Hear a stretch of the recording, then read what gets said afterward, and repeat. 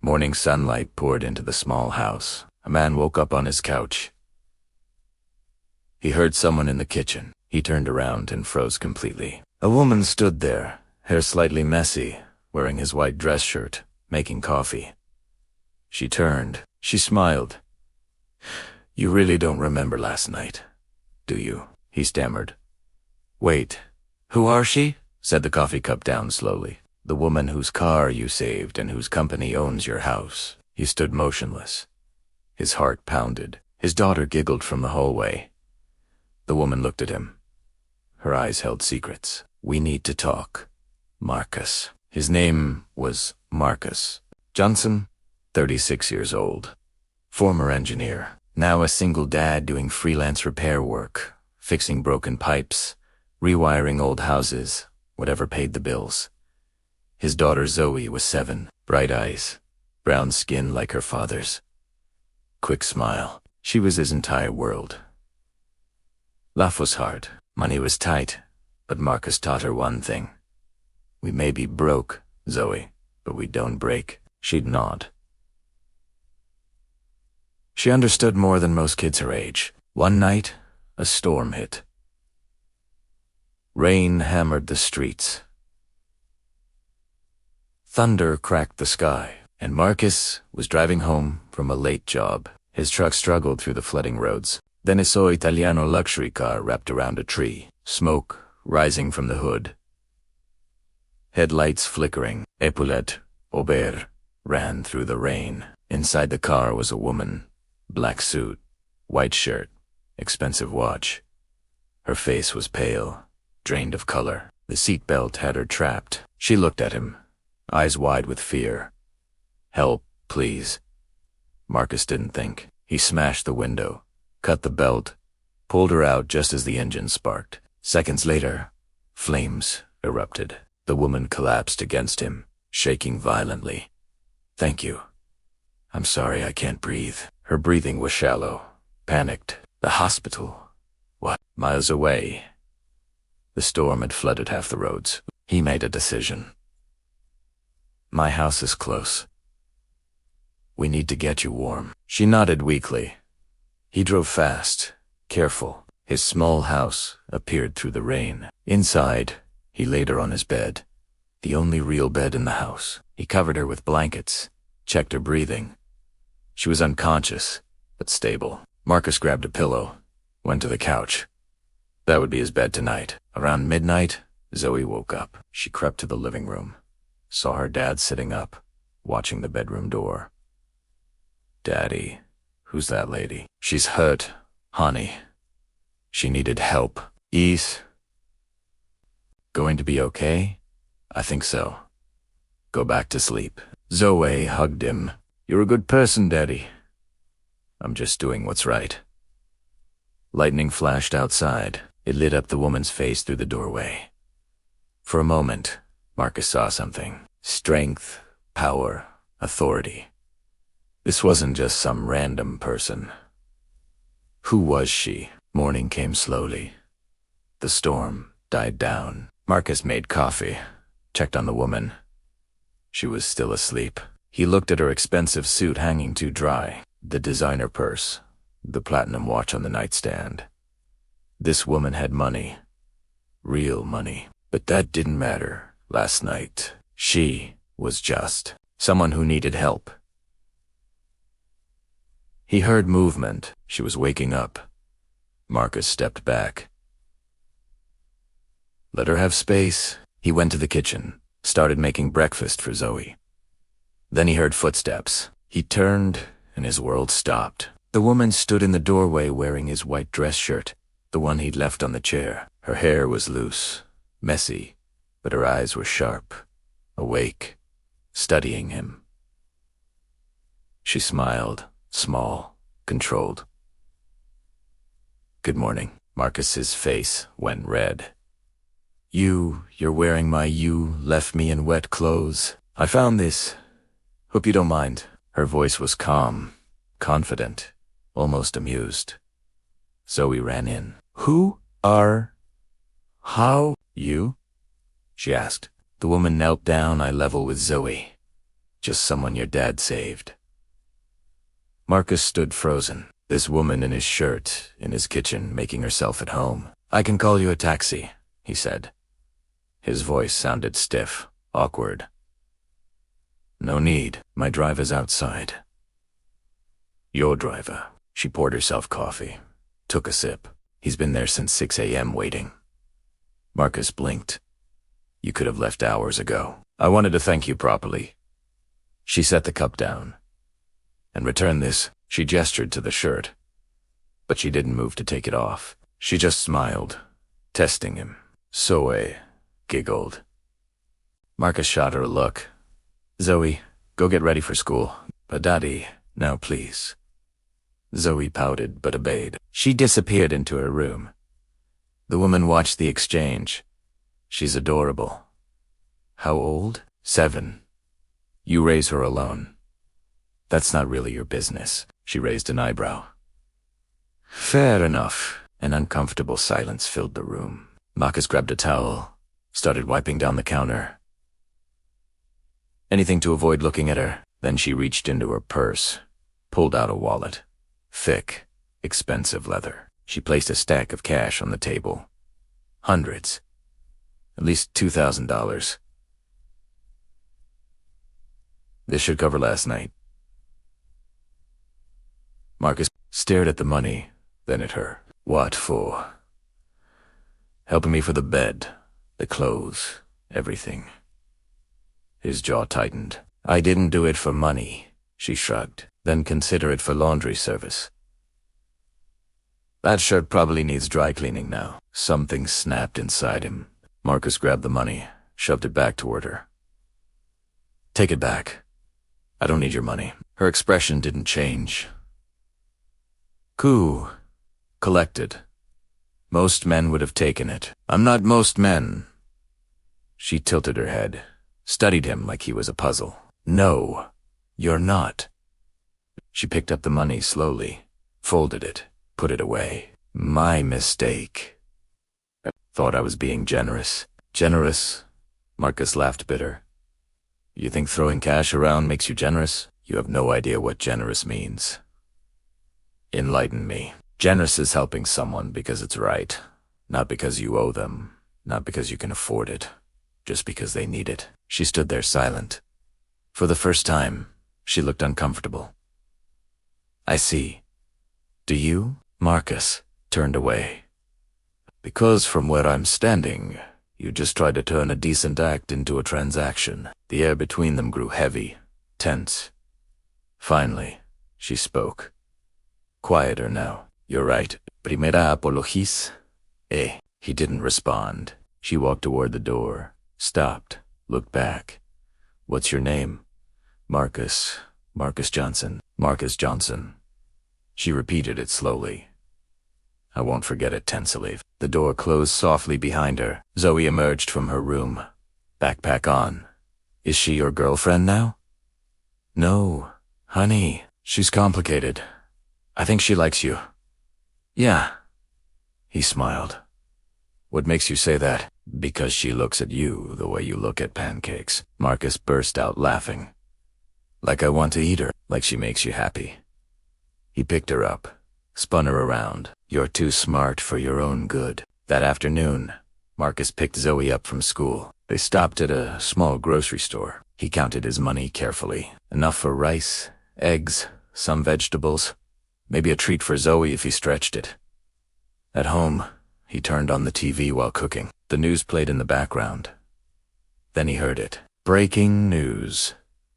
CEO Victoria Sterling, survivor of last night's car crash, returned to work today. Sources say a local resident pulled her from the burning vehicle just in time.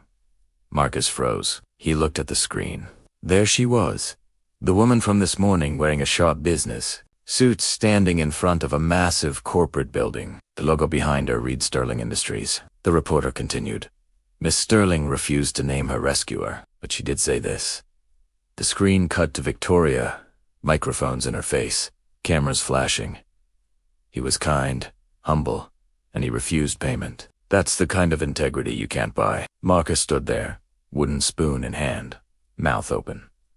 Zoe tugged his sleeve. Daddy, that's the lady from this morning. Yeah, kiddo, it is. She's famous. Seems like it. Why didn't you tell me? I didn't know. Zoe's eyes. Why'd you save the CO? That's so cool. Marcus turned off the TV, went back to cooking, but his mind was racing. Victoria Sterling, one of the richest women in the state, known for buying out companies, building empires, crushing competitors, and he just yelled at her, throwing her money back in her face. He laughed. Couldn't help it. Well, that's my luck. Zoe climbed onto a chair. Do you think she'll come back? I doubt it. Honey, I hope she does. I liked her. Marcus ruffled her hair, her tight curls bouncing under his hand. You, like everyone. Not everyone, just people who are nice. And she seemed nice, under all the fancy stuff.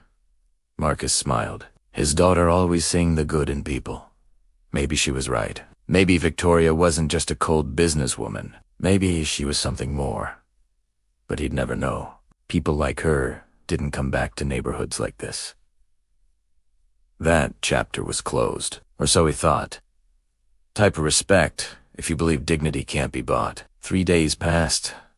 Marcus tried to forget about Victoria Sterling. He had work to do, bills to pay, a daughter to raise, but the universe had other plans. He was at Zoe's school fixing a burst pipe in the teacher's lounge. His hands were dirty, grease on his shirt. Just another day. Then he heard it. A car engine, smooth, expensive, purring like a predator. Looked up. A black luxury sedan pulled into the parking lot. Tinted windows, chrome details, the kind of car that didn't belong in this neighborhood. The door opened. Out stepped Victoria Sterling.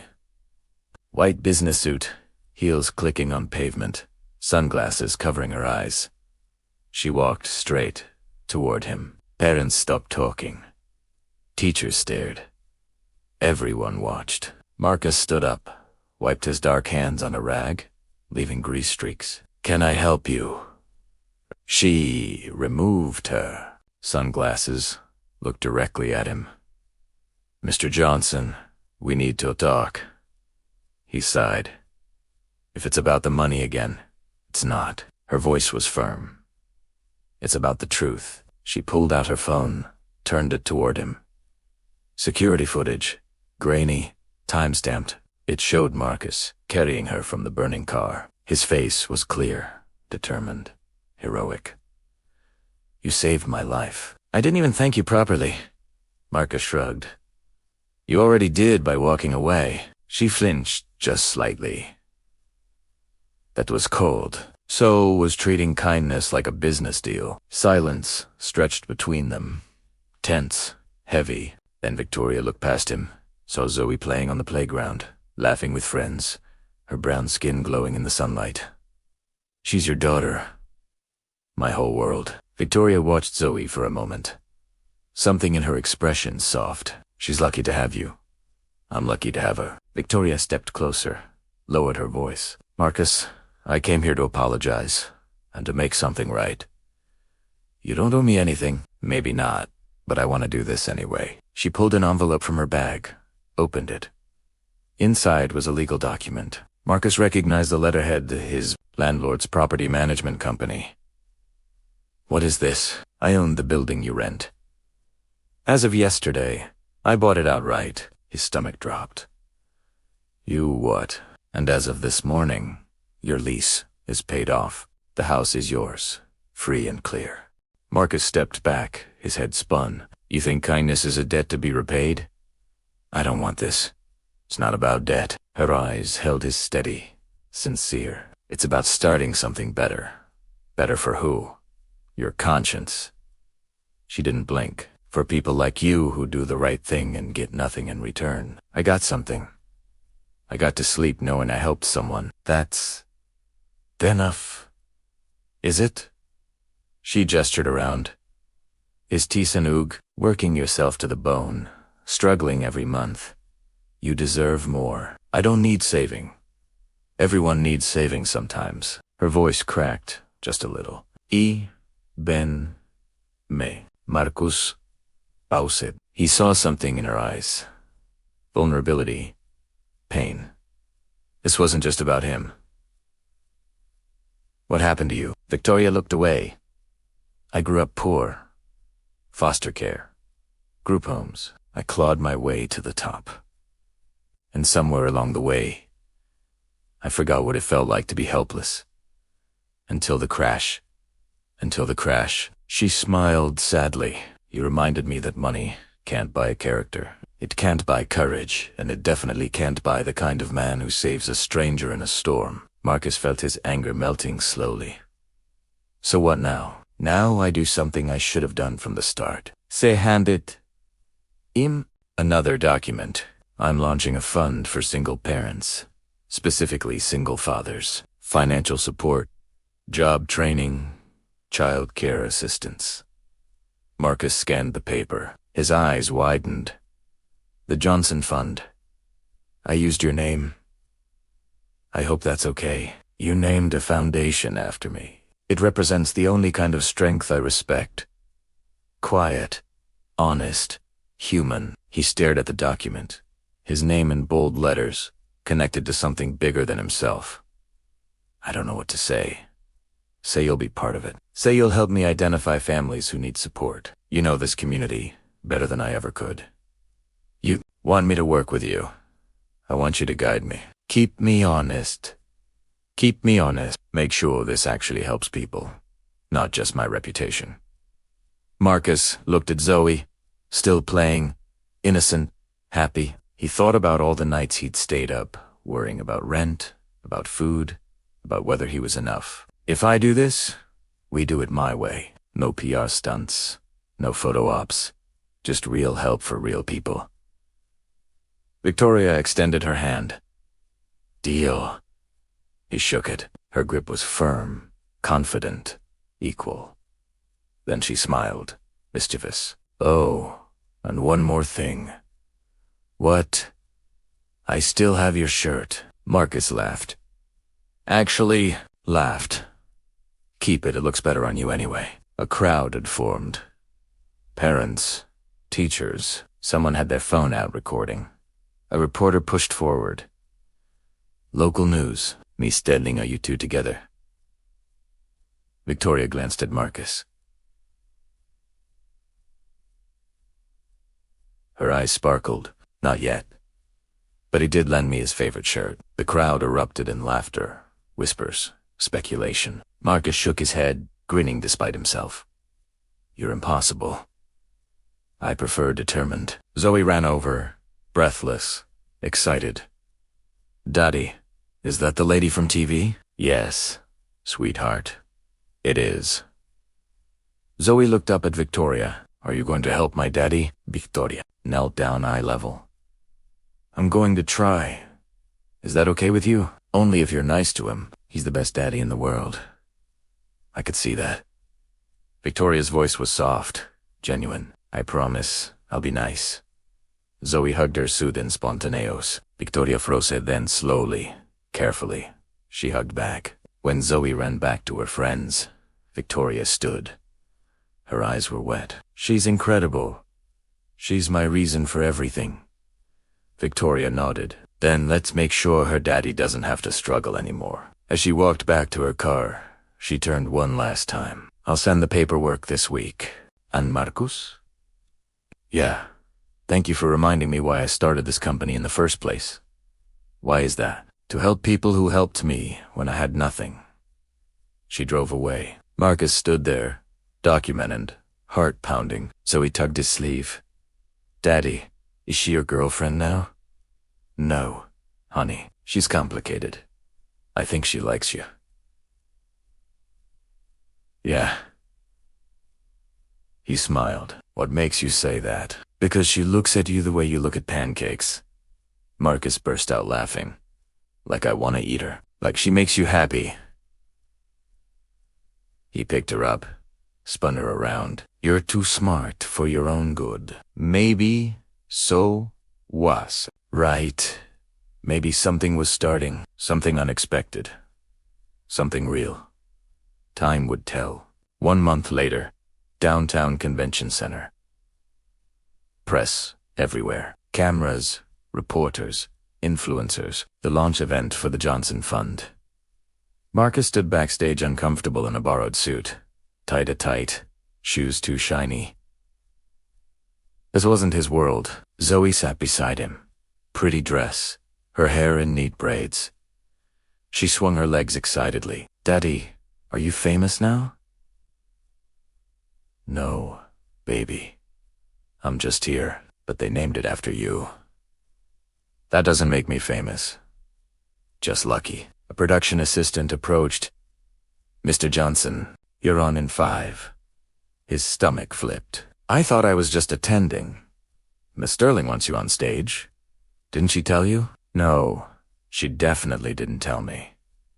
Zoe giggled. "You're going to be on TV, Daddy. Thanks for the reminder." The lights dimmed. Music played. The crowd quieted. Victoria walked on stage, confident, powerful. She owned the room instantly. "Good evening. Thank you all for coming. Tonight we launch something special, something personal. The Johnson Fund." Applause filled the hall. Cameras flashed. "This fund exists because of one man, a man who saved my life and asked for nothing in return. A man who showed me that true strength isn't measured in dollars. It's measured in character." She looked toward the wings directly at Marcus. "Marcus Johnson, please join me." His heart stopped. So he pushed him. "Go, Daddy!" He walked on stage, legs shaking, lights blinding. The crowd erupted in applause. Victoria handed him a microphone. "Say something." He stared at her. "You didn't warn me. I wanted it to be genuine." She smiled. "Speak from the heart." Marcus turned to the audience. Hundreds of faces all watching, waiting. He cleared his throat. "I'm not good at speeches. I'm a handyman. I fix pipes. I change light bulbs. That's what I do." He paused, gathered his thoughts. "But being a single dad taught me something. You don't need money to be rich. You need people who believe in you. You need moments that remind you why you keep going." His voice steadied. "That night in the storm, I didn't save Victoria because I wanted recognition. I saved her because it was right, and somehow that one moment changed everything."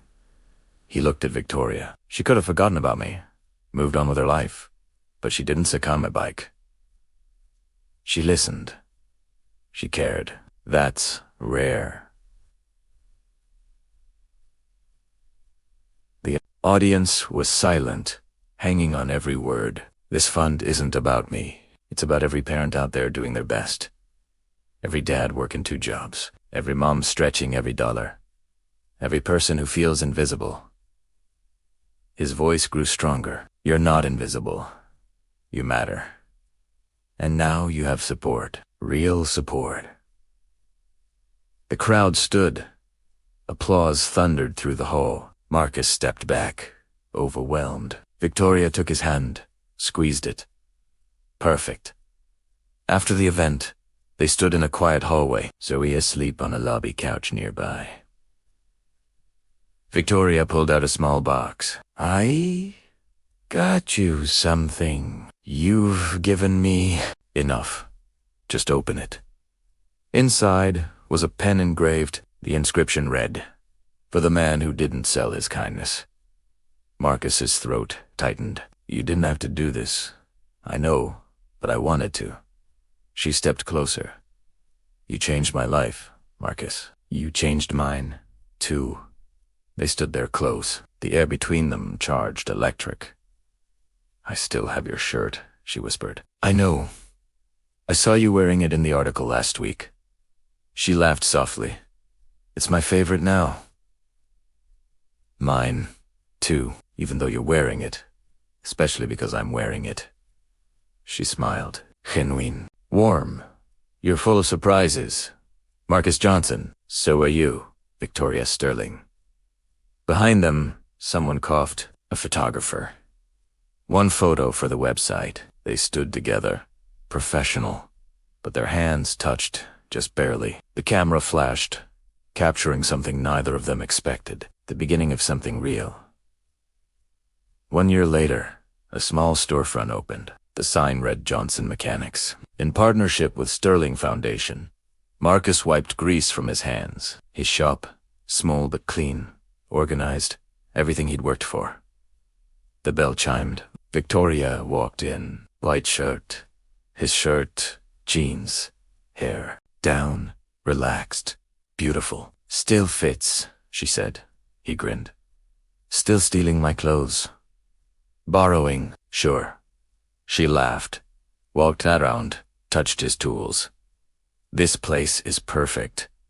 It's small. It's honest. Like you. Zoe burst through the back door. Victoria, I got into STEM scholarship. Full ride. Victoria's face glowed. That's incredible. I'm so proud. Zoe hugged her tight. Marcus watched him. His daughter. This woman. Family. Zoe disappeared to do homework. The shop went quiet. Victoria turned to Marcus. Nervous. Vulnerable. I have something for you. Another gift. Just open it tomorrow. Promise. She handed him an envelope. Cream-colored. Sealed. What is it? A question I'm scared to ask. His heart pounded. You was scared. Terrified. She touched his face. You make me feel things I forgot I could feel. Like what? Like I'm home. Marcus pulled her close. You are home. They kissed. Soft, deep, a year of friendship becoming love. She pulled back, smiled. Open it tomorrow. Why not now? Because I want you to really think about it. She left. Marcus stood alone, envelope burning in his hand. That night, he couldn't sleep. Morning came slowly. Opened Italiano, a card, handwritten. Marcus, you saved my life in a storm, but you did more. You saved me from becoming someone I hated. You reminded me that kindness is the greatest currency. That honor matters more than wealth. That love is built on respect, not transaction. I'm not asking because I owe you. I'm asking because I can't imagine life without you, without Zoe, without the man who threw my money back and taught me what integrity means. Will you marry me? V. The second page was an invitation already printed. The wedding of Victoria Sterling and Marcus Johnson. Marcus's hand shook. Tears fell. It laughed and cried at once. Zoe appeared. Daddy, why are you crying? Because something impossible just became real. Is Victoria going to be my mom? He picked her up. Would you like that more than anything? Then yes, she's going to be your mom. Zoe screamed with joy. They danced in the kitchen. Life was changing again, but this time it felt right. 6 months later, small ceremony. Close friends. Zoe stood between them. White dress. Her braids adorned with small flowers holding their hands. The officiant spoke. To you, Marcus. I do. I didn't finish. I don't need you to. I do. Laughter filled the room. Victoria smiled eager. I've waited long enough. Do you, Victoria? I do. Forever. They kissed early, before permission. They didn't care. At the reception, Marcus gave her a small box. Inside was a key. What's this? The key to my truck. The one from that night. I restored it. It's yours. She stared at it. You kept it. Some things are worth keeping, like us. Especially us. They danced. Zoe joined them. The three swayed together. A family forged in a storm built on honor sealed with love. Victoria whispered. Sometimes kindness saves a life. Marcus added. Sometimes it saves two. Zoe finished. Sometimes three. They held each other as the sun set. orange and gold sky. The camera pulled back. Music swelled. Their story ended, but their life together was just beginning. Sometimes kindness saves a life. Sometimes it saves two. Subscribe if you believe. Love begins where kindness is free.